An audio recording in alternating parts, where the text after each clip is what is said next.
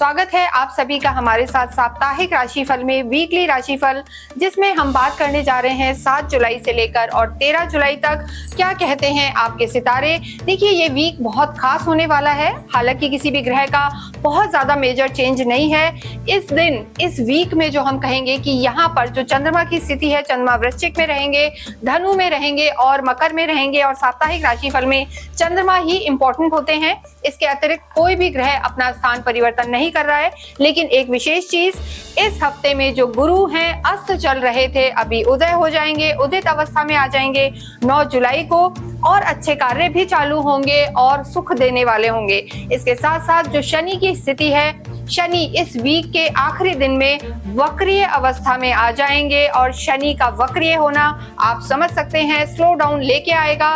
शनि का वक्रीय होना किन राशियों के लिए अच्छे परिणाम देगा, किन के लिए बुरा, और गुरु का ये जो स्थिति है उदित अवस्था की, ये आपके जीवन में क्या फल लेके आएंगे, आइए हम देखते हैं। इस वीडियो में हम बात करेंगे पाइसेस के लिए, मीन राशि और मीन लगन के लिए कैसा रहने वाला है इनका ये हफ्ता। देखिए ये जो राशि है लास्ट नंबर की राशि होती है और 7 जुलाई से 13 जुलाई तक इनका समय कैसा रहेगा ये हम देखेंगे। साप्ताहिक राशिफल में मून बहुत इंपॉर्टेंट होता है। आपके लिए मून की जो स्थिति रहने वाली है, आपके सबसे पहले भाग्य में रहेंगे, फिर दशम में रहेंगे यानी कर्म में रहेंगे और फिर लाभ में रहेंगे। यानी पाइसेस मीन एक ऐसी राशि है जिसके लिए चंद्रमा की स्थिति इस पूरे ही हफ्ते अच्छी रहने वाली है। कहीं भी चंद्रमा आपके चौथे, आठवें, 12वें या जो हम कहते हैं त्रिक भाव में नहीं आ रहे, 4th हाउस में भी नहीं आ रहे हैं, तो यहाँ पर वीकली राशिफल जो हम कहेंगे आपके लिए अच्छा रहने वाला है। लेकिन देखिए इस वीक में यहाँ पर गुरु भी उदित होंगे, जो आपके खुद के लॉर्ड हैं, अस्त चल रहे थे अभी उदय अवस्था में आ जाएंगे 9 जुलाई को, और इसके साथ साथ जो शनि है वक्रीय होंगे 13 जुलाई को। हालांकि 13 जुलाई को लास्ट दिन है इस वीक का, तो बहुत ज्यादा शनि का वक्रीय होना या प्रभावित नहीं करेगा, लेकिन आगे आने वाले हफ्तों में आप जुड़े रहें, हम आपको बताएंगे कि वक्रीय शनि कैसे इफेक्ट करने वाले हैं। देखिए एक और चीज है कि आप पे 7.5 का सेकंड फेज चल रहा है, शनि की 7.5 चल रही है, उसका सेकंड फेज है, ये परेशानियों भरा हो सकता है। शनि आपकी लगन में है, लेकिन यहाँ हम बात कर रहे हैं वीकली की, तो भी शनि तो प्रभावित करेंगे। अगर हम आपके स्वास्थ्य को देखें तो यहाँ पर देखिए शनि की स्थिति थोड़ा सा एक बाउंड करके ऐसा आपको फील होगा कि आप किसी बंधन में हैं या चीजें अटक अटक कर हो रही हैं, मानसिक तनाव रहेगा, मानसिक शांति नहीं फील होगी। और राहु की जो स्थिति है 12th हाउस में, यहाँ पर आपको अपने खाने पीने की आदतों को बहुत ज्यादा ध्यान रखना है, प्रॉपर वे में रखना है, और इसके साथ साथ जो चीजें हैं नेगेटिविटी में किसी भी रूप में आपको नहीं जाना, पॉजिटिव थिंकिंग रखनी है, ड्राइविंग केयरफुली करनी है। जो इनडाइजेशन की प्रॉब्लम है वो हो सकती है। केतु और मंगल का अंगारक योग आपके 6th हाउस में ही चल रहा है, तो देखिए मंगल हालांकि बहुत एनर्जी वाले प्लैनेट हैं, लेकिन फायर एलिमेंट जो हम कहते हैं वो रहता है। तो जो बॉडी का आपका स्टमक का नीचे का हिस्सा है, लोअर बॉडी पार्ट, बैक, इन सब में थोड़ा सा आपको प्रॉब्लम हो सकती है। तो मीन राशि के लिए हम यही कहेंगे कि स्वास्थ्य पर ध्यान दें। वैसे देखिए साप्ताहिक राशिफल में चंद्रमा की स्थिति आपके लिए अच्छी है, लेकिन आपकी खुद की कुंडली में ग्रह क्या कहते हैं इस पर भी बहुत कुछ निर्भर करता है, तो यहाँ पर आपको ध्यान रखने की जरूरत है। इसके साथ साथ जो राहु की स्थिति है, थोड़ा सा भ्रम की स्थिति, कंफ्यूजन, स्लीपलेसनेस कई बार वो दे देते हैं, तो इन चीजों का भी ध्यान रखना है। लव लाइफ की हम नेक्स्ट बात करेंगे। यहाँ पर बुध विराजमान है और चंद्रमा यहाँ के लॉर्ड हैं, तो चंद्रमा की स्थिति यहाँ पर अच्छी है पूरे ही हफ्ते। वृश्चिक, धनु और मकर में रहेंगे और आपके त्रिकोण में और केंद्र में यानी दशम में और लाभ में रहेंगे। तो चंद्रमा जब यहाँ होंगे तो लव लाइफ यहाँ पर अच्छी नजर आ रही है। मेजरली हम कहेंगे कि लव लाइफ बेटर है, तालमेल बैठेगा, इमोशनल फील करेंगे इस हफ्ते आप, काफी सेंटिमेंटल, इमोशनल, मिलने जाना है, ये सब चीजें यहाँ पर नजर आ रही हैं। तो चीजें यहाँ पर आपकी ठीक है, आपका घर का आपस का माहौल भी ठीक है। देखिए आप स्वयं गुरु हैं और जब 9 तारीख को गुरु उदय अवस्था में भी आ जाएंगे, उदित हो जाएंगे, आपके सुख भाव में बैठे हैं सूर्य के साथ, तो ओवरऑल एक आपको मानसिक शांति भी यहाँ पर मिलेगी और लव लाइफ जो कंपैटिबिलिटी है वो भी यहाँ पर इंक्रीज होगी। वैवाहिक जीवन की हम बात करें तो बुध आपके लॉर्ड हैं और बुध इस समय आपके लव लाइफ में बैठे हैं, पंचम में बैठे हैं, तो त्रिकोण और केंद्र का संबंध बन रहा है। तो यहाँ पर देखिए जो स्थिति है आपकी लव लाइफ की भी बेहतर नजर आ रही है और साथ में मैरिड लाइफ की भी बेहतर नजर आ रही है। यानी प्यार और विवाह का आपस में देखिए संबंध भी है। कई ऐसे लोग हो सकते हैं इस समय जो डेट कर रहे हो या लव मैरिज के योग बन रहे हो, वो भी यहाँ पर नजर आ रहा है। गुरु अतिचारी भी चल रहे हैं, उदय भी हो जाएंगे, तो जितने भी फल हैं फैमिली लाइफ को लेके यहाँ पर आपको अच्छे मिलने वाले हैं।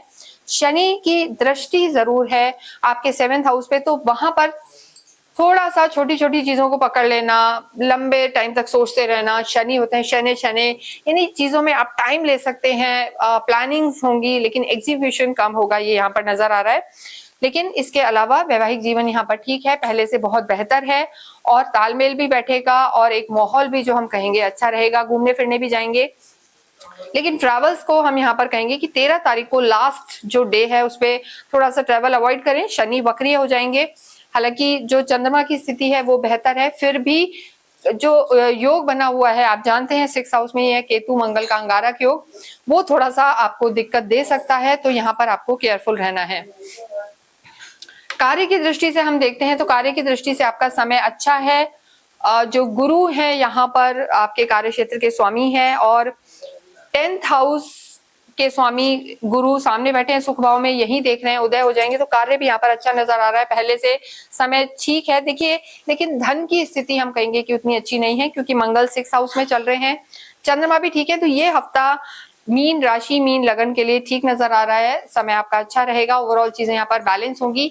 लेकिन खर्चों पर ध्यान देना है, इंपल्सिव होके लोन वोन के चक्रों में नहीं पड़ना है, लोन नहीं लेना है, ट्राई टू अवॉइड इट, इसको आप अवॉइड करने की कोशिश करें इस वीक में क्योंकि वो सही डिसीजन नहीं होगा। थोड़ा सा लगन इस समय यहाँ पर थोड़ी सी वीक हो रही है 9 तारीख से पहले, बाद में आप मजबूत हो जाएंगे, फिर भी आपको पैसे के लेन देन में ध्यान रखना है। कार्य यहाँ पर अच्छा है, जो भी लोग कंसल्टेंसी के काम में हैं, मीडिया के काम में हैं, काउंसलर्स हैं, हीलर्स हैं, एस्ट्रोलॉजर्स हैं, उनके लिए समय यहाँ पर अच्छा रहने वाला है। तो ओवरऑल अगर हम देखें तो प्रोफेशनल लाइफ यहाँ पर आपकी बेटर नजर आ रही है।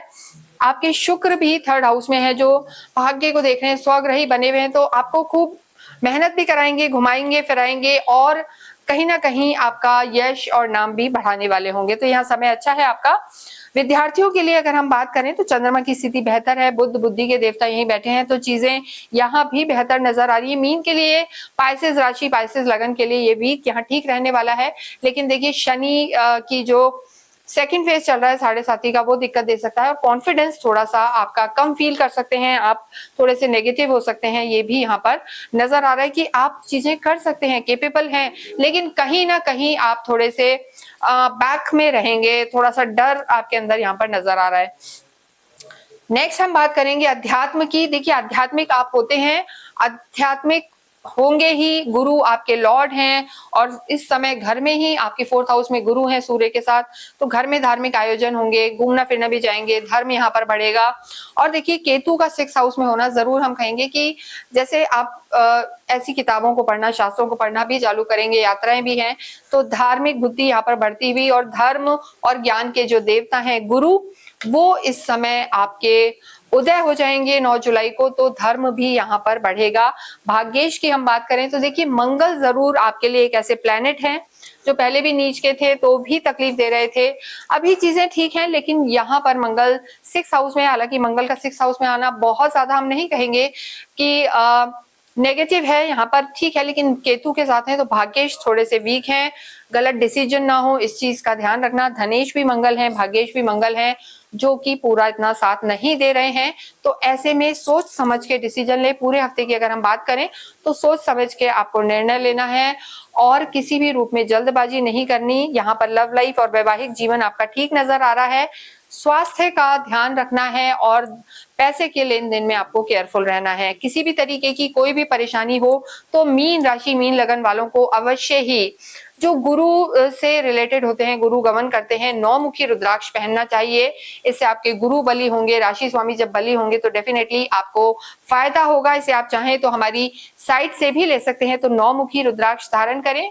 इसके साथ साथ आप विष्णु सहस्त्र नाम का पाठ करें, हनुमान चालीसा का पाठ करें और इसके अतिरिक्त आप किसी भी इंपॉर्टेंट काम से जाएं तो बेसन से बनी हुई कोई मिठाई खा के जाएं, ये भी आपके लिए लाभकारी होगा। शनि मंदिर अवश्य जाएं, ओम शम शनिश्चराय नमः का जाप करते रहें, काला नीला कलर अवॉइड करें, अंगारक योग ऑन है पूरे ही हफ्ते।